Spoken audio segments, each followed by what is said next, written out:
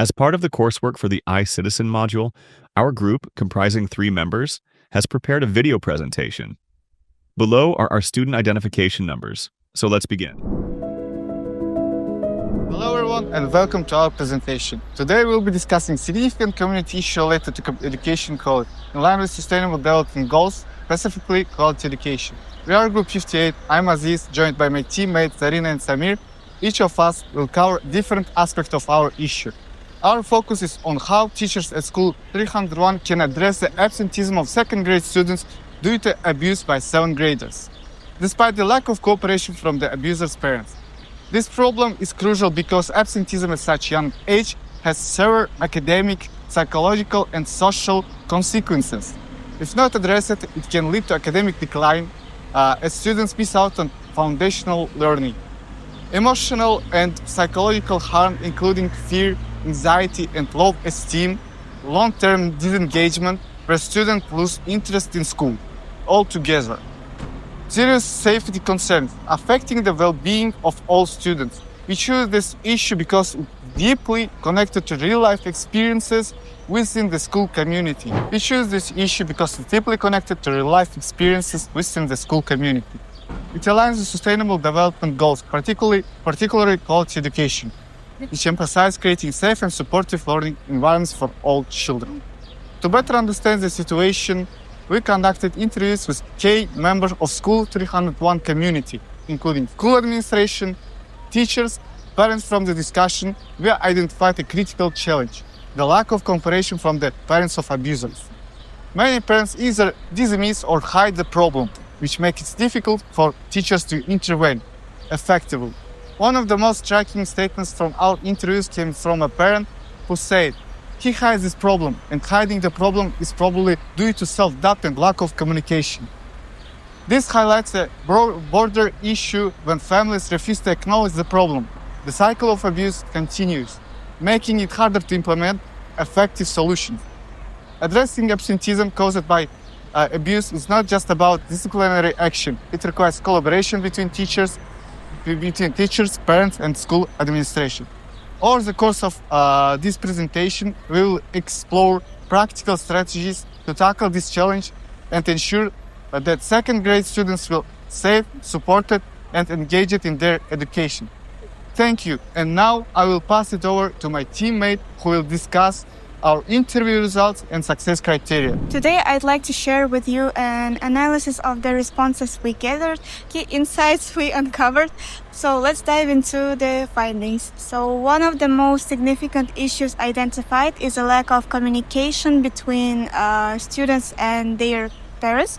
We interviewed parent and quoting directly, he doesn't communicate much with his parents and he doesn't tell them about his problems. He hides his problems likely due to self-doubt or shyness. This suggests that self-doubt or shyness may prevent students from opening up to their parents, which can lead to unresolved emotional or academic challenges. There is a clear need for programs that foster open communication between students, parents, and educators. So we also interviewed teachers, and another critical issue is the disengagement of parents in their children's school lives. Quoting directly, the disengagement of uncooperative parents who remain uninvolved in their children's school lives contributes to behavioral issues in students. This lack of parental involvement reflects and complicates the effects of abuse within the younger generation at school.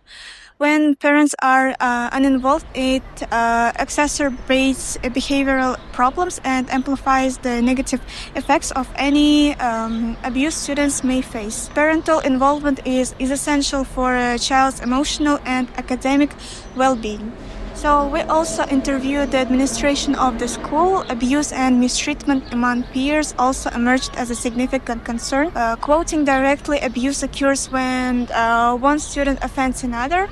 Complaints often relate to middle school students feeling excluded or mistreated. This highlights how exclusion or mistreatment among peers negatively impacts students' mental health and well-being.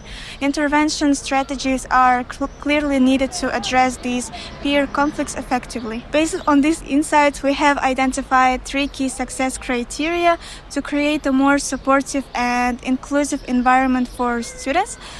First one is encouraging communication and support programs. Schools should implement communication workshops, counseling sessions, and parent-student engagement activities to bridge the gap between families and children. These programs can help address self-doubt and foster trust. Second one is strengthening reporting mechanism and anti-bullying initiatives. A safe reporting system is essential for students to voice concerns about bullying or mistreatment without fear of retaliation. Anti-bullying campaigns should be taken seriously with active participation from teachers, parents, and students. And third one is monitoring attendance properly. Attendance often reflects students' engagement levels. By closely monitoring attendance patterns, schools can identify early signs of disengagement of other issues that may require intervention. In conclusion, addressing these challenges requires a collective effort from educators, parents, and the community at large. By fostering open communication, ensuring active parental involvement, addressing peer conflicts, and implementing robust monitoring systems, we can create a safer and more nurturing environment for our students. Let's work together to make these success criteria a reality, because every child deserves a supportive environment that helps them thrive academically, emotionally, and socially. Good day, everyone. My name is Samir, and today I'm going to talk about the solutions of how to prevent bullying at school number 301. I'm going to propose 3 best solutions and evaluate each solution based on the evaluation criteria. And there are basically 3 main concepts like feasibility, viability, and desirability. And based on this, we're going to choose the best solution out of these 3. So the first solution is parent-teacher collaboration. So parent-teacher collaboration is one of the most effective and best solution because it is easy to implement and doesn't require any budgeting from school administration. Let's talk about the feasibility part. So as I mentioned earlier, it is easy to implement, and many schools in our country have been doing this, using this structure to prevent bullying, and it seems effective. Let's talk about the viability. According to a research done by Stamatis and Nicolaou 2016, the schools that implemented this kind of structure have the lowest rates of bullying and the best behaved students as well. So for the last part is desirability. Since the second grade students may have difficulties to express the bullying cases themselves, they need a reliable and trusted adults to advise and monitor them as well. So now for the second solution.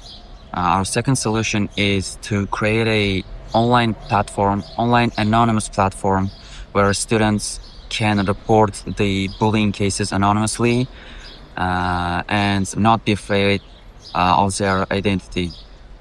So let's evaluate this solution as well. So first one is feasibility. This solution is implemented in many countries, and it is also possible to implement in our country, in our school as well, in a school number 301, but it requires a little bit funding. Anonymous reporting systems can be effective for older students, but may not be as effective for the second grade students. since the second grade students don't have access to internet and mobile phones. They might have issues reporting these bullying cases. So now for the viability part. So we found another research done by NEPAC in 2025. So this research states that a school in Florida in United States have implemented the same solution and got best results. So they actually, this platform actually prevented 10 students from harming themselves, and the students who had suicidal thoughts as well. While older students might prefer this platform to report the bullying cases online and anonymous, it might be hard for the younger students, as I mentioned earlier, who don't have access to internet and these kind of technologies to report these cases. And additionally, second grade students, I think they need more of face-to-face support from their parents and teachers. So the last solution is digital attendance monitoring. So this solution also could be beneficial to identify bullying at school, but we found no reliable sources that link digital attendance monitoring to bullying prevention at schools. So anyway, let's break it down and evaluate this solution as well. So number one, feasibility. Implementing this solution would be the easiest because many schools in our country already track attendance digitally through a website called kundalik.com. So you might ask, what about the viability? Let's talk about the viability. So the student might miss the school for more than one reason. So there might be many reasons for skipping classes. So it might not be as effective as the previous two solutions. So finally, we're gonna evaluate this solution based on the desirability. So the students and parents might not find this solution as effective because, as I mentioned earlier, there may be many reasons for skipping classes, and additionally, we didn't find any reliable sources that directly link the digital attendance to school bullying. So now let's choose the best option based on the evaluation and the criteria. So as you might already notice, the best solution is parent-teacher collaboration. The first reason is because it is easy to implement. The second of all, it requires no budgeting or any kind of funding from the school administration.